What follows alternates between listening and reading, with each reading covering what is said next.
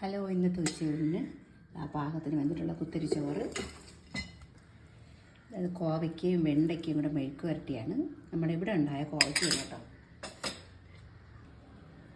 അതായത് നമ്മുടെ അവിയൽ, ചേമ്പും ഉരുളക്കിഴങ്ങും കായും ഒക്കെ ഇട്ട് വെച്ച, ക്യാരറ്റും ഒക്കെ ഇട്ട് വെച്ച അവിയൽ.